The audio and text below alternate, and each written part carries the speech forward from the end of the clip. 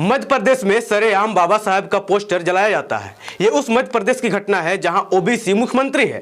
उस ओबीसी समाज का मुख्यमंत्री जिसके लिए बाबा साहेब ने मंत्री पद से इस्तीफा दिया। यहाँ कई सवाल भी खड़े होते हैं। क्या अगर बाबा साहेब ना होते तो मोहन यादव मुख्यमंत्री होते? अगर बाबा साहेब ना होते तो आज ओबीसी समाज के लोग उन संवैधानिक पदों पर आसीन होते जहां आज दिखाई देते हैं। सवाल बहुत गहरे हैं जिनको जानने का प्रयास आज के इस विश्लेषण में करेंगे। उम्मीद है आप ये वीडियो पूरा देखेंगे और समझने का प्रयास करेंगे कि कैसे बाबा साहेब ने ओबीसी अधिकारों के लिए रास्ता बनाया। और जब बाबा साहेब ने देखा कि नेहरू ओबीसी आयोग बनाने में रुचि नहीं है, तब उन्होंने नेहरू मंत्रिमंडल से इस्तीफा तक दे दिया।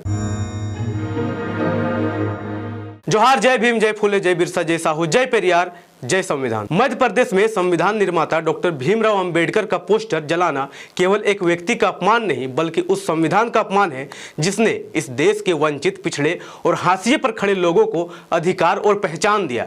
यह घटना इसलिए भी ज्यादा गंभीर हो जाती है क्योंकि मध्य प्रदेश के मुख्यमंत्री मोहन यादव खुद उस ओबीसी समाज से आते हैं जिसके अधिकारों के लिए बाबा साहेब ने नेहरू मंत्रिमंडल से इस्तीफा दे दिया था। जिस राज्य में सत्ता की कुर्सी तक पहुंचने का रास्ता सामाजिक न्याय की संवैधानिक व्यवस्था से होकर गुजरता है, उसी राज्य में उस व्यवस्था के निर्माता को जलाया जा रहा है। सवाल उठता है कि क्या यह केवल अज्ञानता है या एक सोची समझी वैचारिक नफरत? अक्सर यह भ्रम फैलाया जाता है कि डॉक्टर अंबेडकर केवल SC/ST के नेता थे। यह बात ऐतिहासिक रूप से अधूरी और भ्रामक है। सच यह है कि बाबा साहेब ने SC/ST के अलावा सामाजिक और शैक्षणिक रूप से पिछड़े वर्गों के लिए संवैधानिक आधार तैयार किया। यही आधार आगे चलकर ओबीसी कहलाया। बाबा साहेब का मानना था कि भारत में केवल SC/ST ही नहीं बल्कि ऐसे कई समुदाय हैं जो सामाजिक और शैक्षणिक रूप से पिछड़े हैं, जिनकी स्थिति SC/ST जैसी नहीं है लेकिन वे बराबरी में भी नहीं है। इसलिए उन्होंने बैकवर्ड क्लासेस शब्द का प्रयोग किया जिसमें आज के ओबीसी भी आते हैं। संविधान सभा में जब समान अवसर और आरक्षण पर बहस चल रही थी तब डॉक्टर अंबेडकर ने स्पष्ट कहा था कि भारत जैसे जाति आधारित समाज में केवल कानूनी समानता काफी नहीं है। उन्होंने तर्क दिया कि जो वर्ग ऐतिहासिक रूप से शिक्षा, प्रशासन और सत्ता से बाहर रखे गए हैं उनके लिए विशेष प्रावधान जरूरी है। यही सोच बैकवर्ड क्लासेस की संवैधानिक अवधारणा की नींव बनी। संविधान सभा में डॉक्टर अंबेडकर ने कहा, यदि समान अवसर का सिद्धांत वास्तविक होना है तो राज्य को उन वर्गों के लिए विशेष प्रावधान करने होंगे जो सामाजिक और शैक्षणिक रूप से पिछड़े हैं। बाबा साहेब चाहते थे कि ओबीसी को सामाजिक और शैक्षणिक पिछड़ेपन से जोड़ा जाए, यानी ओबीसी की पहचान सूची और सिफारिशें संसदीय सरकार मनमर्जी से नहीं करेंगी बल्कि एक वैज्ञानिक और संवैधानिक आयोग करेगा। बाबा साहेब की इसी सोच से जन्म हुआ अनुच्छेद 340। यह अनुच्छेद राष्ट्रपति को अधिकार देता है कि वह सामाजिक और शैक्षणिक रूप से पिछड़े वर्गों की स्थिति की जांच के लिए एक आयोग गठित करे। इसका उद्देश्य था कि पिछड़े वर्गों की पहचान राजनीतिक नारेबाजी से नहीं बल्कि संवैधानिक और वैज्ञानिक अध्ययन से हो। यह प्रावधान सीधे तौर पर ओबीसी समाज के हित में था, लेकिन हुआ यह कि संविधान बनने के बाद भी आर्टिकल 340 के तहत ओबीसी आयोग की नियुक्ति तुरंत नहीं हुई। बाबा साहेब अंबेडकर चाहते थे कि आयोग तुरंत बने। बाबा साहेब अंबेडकर ने प्रधानमंत्री नेहरू और सरकार से कहा कि यह आयोग जल्द से जल्द बनाया जाए ताकि सामाजिक और शैक्षणिक रूप से पिछड़े वर्गों की स्थिति का अध्ययन हो सके। लेकिन जवाहरलाल नेहरू की सरकार ने ओबीसी आयोग बनाने में रुचि कम दिखाई। बाबा साहेब डॉक्टर अंबेडकर का मानना था कि संविधान में अधिकार लिख देना काफी नहीं है जब तक सरकार उन्हें लागू ना करे। नेहरू सरकार से बाबा साहेब की कई बातों को लेकर नाराजगी थी, जिसके चलते उन्होंने 27 सितंबर 1951 को केंद्रीय मंत्रिमंडल से इस्तीफा दे दिया।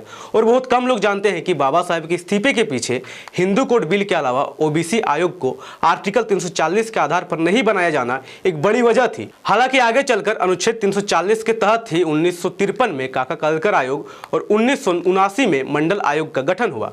मंडल आयोग की सिफारिशों के आधार पर ही ओबीसी को 27% आरक्षण मिला। यानी आज जो ओबीसी राजनीतिक प्रतिनिधित्व, शिक्षा और नौकरियों में दिखाई देता है उसकी जड़ें सीधे सीधे बाबा साहेब के बनाए संवैधानिक प्रावधानों में है। अब जरा कल्पना कीजिए, अगर डॉक्टर अंबेडकर बैकवर्ड क्लासेस की अवधारणा ना देते, अगर अनुच्छेद 340 ना होता, अगर सामाजिक और शैक्षणिक पिछड़ेपन को संवैधानिक मान्यता ना मिलती तो क्या आज ओबीसी समाज सत्ता के केंद्र में पहुंच पाता?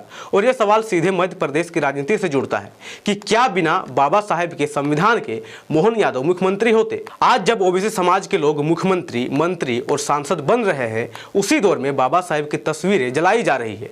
यह केवल एक व्यक्ति का अपमान नहीं बल्कि उस सामाजिक न्याय की परंपरा पर हमला है जिसने पिछड़े वर्गों को मुख्य धारा में जगह दी।